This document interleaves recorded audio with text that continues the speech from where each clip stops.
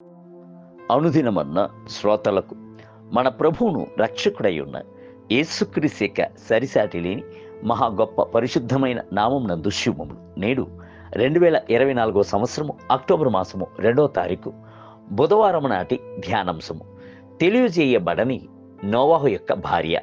హెబ్రీయులకు రాసిన పత్రిక 11వ అధ్యాయము 7వ వచనం నందు విశ్వాసం బట్టి నోవాహు అది వరకు చూడని సంగతులను గూర్చి దేవుని చేత హెచ్చరింపబడి భయభక్తులు గలవాడై తన ఇంటి వారి రక్షణ కొరకు ఒక ఓడను కట్టుకొనెను. భక్తుడైన నోవాహు చేసిన ఓడ కొత్త నిబంధన యందును క్రీస్తు ద్వారా వచ్చుచున్న రక్షణకు సాదృశ్యముగా ఉన్నది. పాత నిబంధన యందు గాని కొత్త నిబంధన యందు గాని నోవాహు యొక్క పేరు ప్రసిద్ధి గాంచిందై ఉన్నది. నోవాహు యొక్క పిల్లలను గూర్చి, మనవలను గూర్చి, వంశావళిని గూర్చి మనము పలు స్థలముల యందు చదువుచున్నాము. అయితే నోవాహు యొక్క భార్య పేరు బైబిల్ గ్రంథమునందు కనబడుటనే లేదు. ఆమె నీతిమంతుడై ఉన్న నోవాహుతో కలిసి ఏకమనసుతో ఉండెను. భర్తకు అన్ని విధముల యందును సహాయకరముగా ఉండెను. ఆమె యోబు యొక్క భార్య వలె దేవుని దూషించి ప్రాణమును విడుము అని కఠినమైన మాటలను తన భర్త వద్ద మాట్లాడలేదు. ఓడను నిర్మించుటకు అన్ని విధముల యందును నోవాహు యొక్క భార్య సహకారమును ఇచ్చి ఉండవచ్చు. ఆమె తన కుటుంబముతో సహా ఓడలోనికి ప్రవేశించెను. రెండవదిగా షేము, హాము, యాపేతు అను వారికి తల్లి అయి ఉండెను. మూడవదిగా ఆమె యొక్క కోడళ్లతో ఆమెకు మంచి ఐక్యత ఉండేను.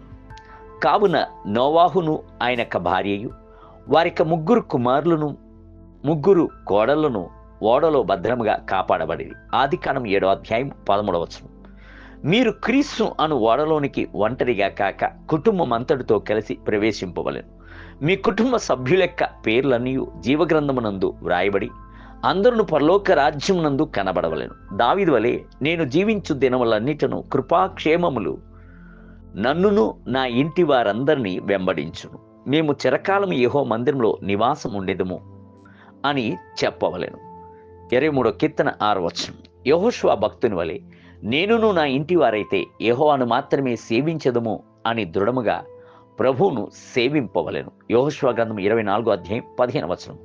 కుటుంబ సమేతముగా ప్రభునకు సేవను చేయవలెను.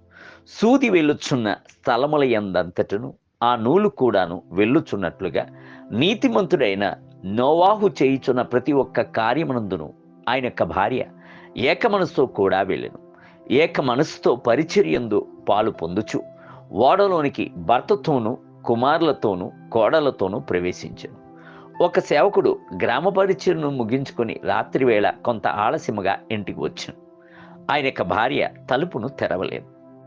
కావున ఆయన మనసు విరవబడిన వాడై ఏదో ఒక సత్రమునందు రాత్రి గడుపుటకు తలంచిన వాడై వెళ్ళిపోయాను. వెళ్ళుచున్న మార్గం నందు ఒక్కొక్క చంద్రుని చూచి మురుగుతూనే ఉండేను.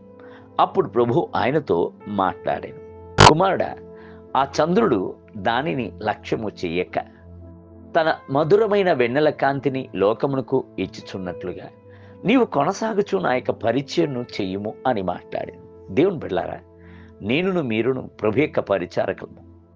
మనము క్రీస్తు యొక్క వెలుగుని పొందుకొని జనులకై ప్రకాశింపవలను కదా.